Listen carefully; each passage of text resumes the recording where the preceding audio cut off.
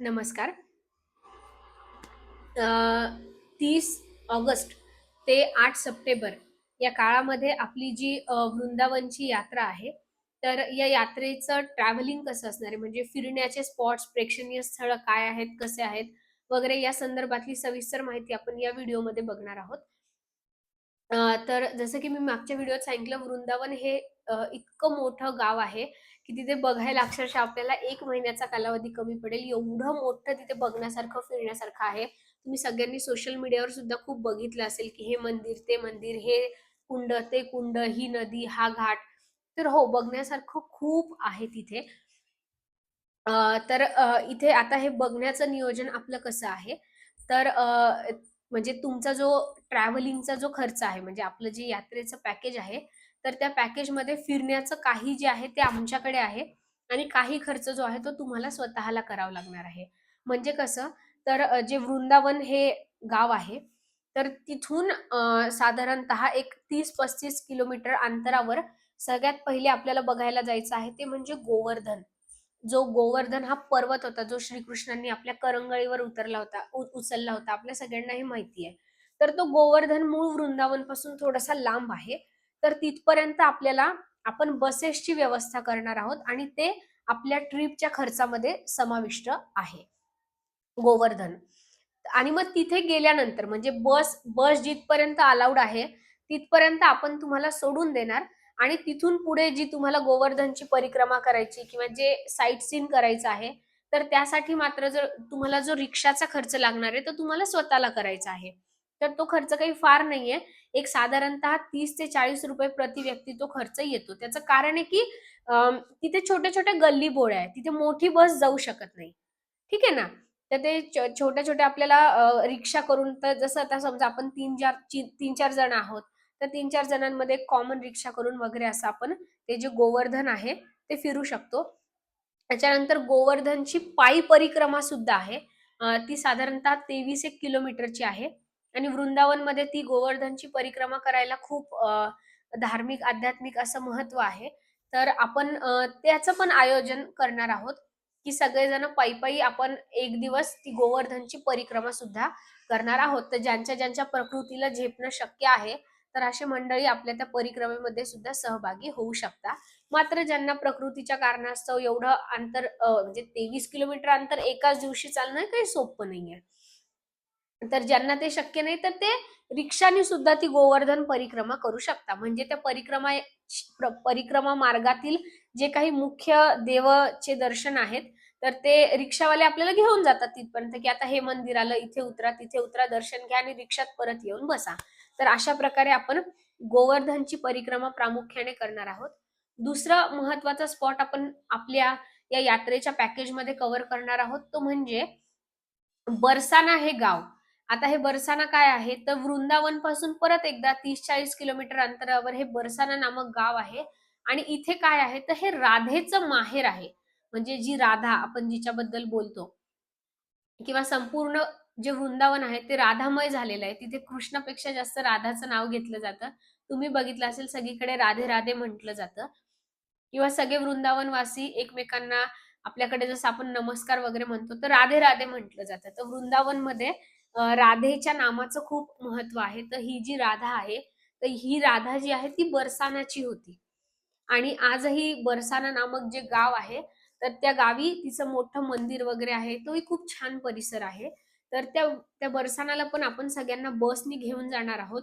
तो बसचा खर्च आपल्या पॅकेजमध्ये इन्क्लुडेड आहे. मात्र बस तुम्हाला एका ठराविक अंतरापर्यंतच सोडेल.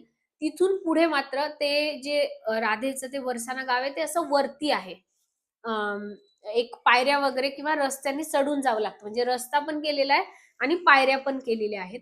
तर मग तुम्ही अ, ते पण काही नाही. तो खर्च एक ₹50 प्रति व्यक्ती आहे, की बाबा रिक्षा तुम्हाला तिथपर्यंत घेऊन जाते आणि मग तुम्ही जायचं, दर्शन वगैरे घेऊन परत रिक्षानी आपली जिथे बस पार्क असेल, तिथपर्यंत तुम्ही परत यायचं किंवा तुम्ही पै-पै पण जाऊ शकता. ते आता ज्याच्या त्याच्या चॉईसनुसार असतं. तर ते बरसाना आपण फिरवणार आहोत. त्याच्यानंतर तिसरा महत्वाचा स्पॉट आहे फिरवण्यासारखा, तो म्हणजे गोकुळ. जिथे श्रीकृष्ण लहानपणी खेळलेले आहेत. तर ते गोकुळ जे आहे ते पण मूळ वृंदावनपासून एक 10-15 किलोमीटर अंतरावर आहे. मात्र ते गोकुळ आपल्या पॅकेजमध्ये इन्क्लुडेड नाहीये. तर ते आपल्याला रिक्षा करून जायचं आहे. तर आपण एक रिक्षा ठरवून घेऊ, एक 3-4 जणांमध्ये कॉमन असे 3-4 रिक्षा, आणि आपण स्वखर्चाने गोकुळला फिरायला जाणार आहोत. गोकुळ नंतर तिसरं तिथे चौथा महत्वाचा स्पॉट आहे तो म्हणजे ज्याला रमण रेती म्हणतात. रमण रेती म्हणजे जिथे श्रीकृष्ण लहानपणी माती खेळलेले आहेत. आणि तिथे एक कुंड पण आहे, राधा कुंड नावाचं. तर तो रमण रेती आणि राधा कुंड ज्या दिवशी आपण गोकुळला जाणार आहोत त्यामध्येच आपण ते कव्हर करणार आहोत. अ, एकच रिक्षा ठरवून रिक्षावाल्याला, की बाबा आम्हाला दर्शन कर, घेऊन चल, दर्शन कर आणि परत आणून सोड. तर असं तो रिक्षाचा साधारणतः ₹150 तो खर्च तुम्हाला तुमचा स्वतःहून करायचा आहे. त्यानंतर समितीकडून अजून पुढचं तुम्हाला खर्चामध्ये असणार आहे ते म्हणजे अ, मूळ वृंदावन शहरापासून साधारणतः 132 किलोमीटर अंतरावर राजस्थानमध्ये मेहंदीपूर बालाजी म्हणून एक खूप प्रसिद्ध स्थळ आहे. आता बालाजी म्हणजे काय? तर ते हनुमानाचं मंदिर आहे. तर बालाजी या शब्दावरून कोणाला तिरुपतीचा बालाजी किंवा बालाजी हे दैवत वाटेल, पण तसं नाहीये ते. बालाजी, जी हे हिंदीमध्ये जे एखाद्याला आदरार्थी वापरलं जातं. जसं एखाद्याचं नाव आहे, समजा विष्णू, त्याला विष्णूजी म्हणतात.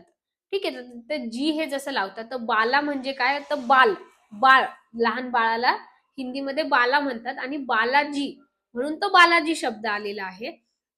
तर इथे काय आहे, तर हे एक राजस्थान मधलं अतिशय प्रसिद्ध असं बालाजीचं, आय मीन हनुमानाचं मंदिर आहे, की ज्याला तिकडे बालाजी म्हणतात. आणि हे मंदिर कशासाठी प्रसिद्ध आहे, तर काही व्यक्ती असतात ज्यांना असं भूतबाधा वगैरे झालेली असते, काही नकारात्मक गोष्टी त्यांच्या बाबतीत दुर्दैवाने घडलेल्या असतात.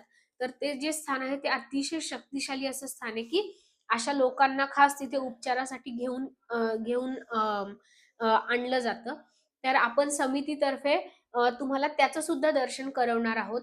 तर ते जे 132 किलोमीटर आपल्याला बसनी जायचंय, त्यासाठी बसची व्यवस्था आपण केलेली आहे. तर बसनी तिथे जाण्याची आणि येण्याची व्यवस्था आपण केलेली आहे. त्यासाठी आपल्याला साधारण अर्धा दिवसाचा कालावधी लागणार आहे, की सकाळी आपण लवकर-लवकर त्या दिवशी जेवण करणार आहोत आणि लगेच बसचा वेळ तुम्हाला आदल्या दिवशी सांगितलं जाईल, की असं-असं उद्या आपल्याला निघायचं आहे आणि इतक्या वेळेपर्यंत सगळेजण तयार राहा. सो आपण सगळ्यांनी बरोबर त्या वेळेपर्यंत तयार राहून मग बसनी आपल्याला ते जे मेहंदीपूर बालाजी आहे तो बघायला जायचं आहे. आणि मग मेहंदीपूर बालाजी आपण बघणार आहोत, तर सकाळी तर आपण जेवण करून निघणार आहोत. पण येताना आपल्याला रात्री आपल्या वृंदावनच्या आपल्या निवासस्थानी यायला उशीर होईल. तर जे रात्रीचं जेवण आहे ते मात्र आपण स्वतः करायचं आहे. तर रस्त्याने येताना कुठे हॉटेलवर आपण सगळेजण थांबू, तर तो जेवणाचा खर्च मात्र प्रत्येकाने स्वतः करायचा आहे. तो आपल्या पॅकेजमध्ये इन्क्लुडेड नाहीये. हे पण सर्वांनी लक्षात घ्यावं. तर हे समितीतर्फे तुम्हाला बरसाना, नंदगाव, गोवर्धन आणि मेहंदीपूर बालाजी हे जे स्पॉट आहे ते आमच्याकडून आपल्या या पॅकेजचे जो खर्च आहे त्यामध्ये आपण दाखवणार आहोत. आणि मग आता या व्यतिरिक्त जे मुख्य वृंदावन शहर आहे, तर ते शहर जे आपल्याला फिरायचं आहे, तर त्याचा खर्च जो आहे तो आपण स्वतः करायचा आहे. अ, म्हणजे जसं तिथे फिरण्यासाठी आता जसं तुम्ही प्रेम मंदिर वाचलं असेल, की प्रेम मंदिर आहे पांढऱ्या शुभ्र रंगाचं आणि तिथे रात्रीच्या वेळी रोषणाई असते. तर ते प्रेम मंदिर असेल आणि सगळेच तत्सम जे काही वृंदावनातली मंदिर असेल, निधिवन असेल, वेगवेगळे मंदिर असतील. तर हे सगळं फिरण्याचा जो खर्च आहे, तर तो आपला आपण स्वतः करायचा आहे. तर तो खर्च पण काही फार जास्त येत नाही. आपण सगळेजण शेअरिंगच्या रिक्षा करतो आणि समजा रिक्षावाल्याला आपण समजा ₹150 ठरवले, तर मग जेवढे जण त्या रिक्षात बसणार असतील, समजा 5 जण असतील, तर प्रत्येकी ₹30-30 असा तो खर्च, ज्याला आपण स्थानिक स्थलदर्शन म्हणतो. तर हा स्थानिक स्थलदर्शनाचा खर्च मात्र ज्याचा त्याने करायचा आहे. अ, असं एक याच्यामध्ये आहे. त्यानंतर माझी प्रत्येक यात्रा जी असते, अ, तर त्या यात्रेमध्ये आपण सर्वांना आध्यात्मिक साधना पण त्यांच्याकडनं विविध ठिकठिकाणी करवून घेतो. तर मी तुम्हाला त्याचं नियोजन दररोज सांगत जाईल, की आपल्याला उद्या सकाळी साधनेसाठी इथे-इथे जायचंय, तिथे-तिथे जायचं आहे. त्याचं कारण आहे, की वृंदावनमध्ये मंदिरं हे सकाळी 5 वाजल्यापासून सुरू होतात आणि हे मंदिर दुपारी 12 वाजता बंद होतात.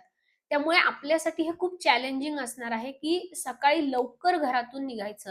म्हणजे सकाळी सगळ्यांनी 3:30 लाच उठायचं, पटपट, पटपट स्नान करायचं, आवरायचं, पटकन रेडी व्हायचं. त्याचं कारण आहे, की ते काही आपलं घर नाहीये. आपला उद्देश हा आहे, की 7 दिवसात आपल्याला जास्तीत जास्त स्पॉट कव्हर करायचे आहेत.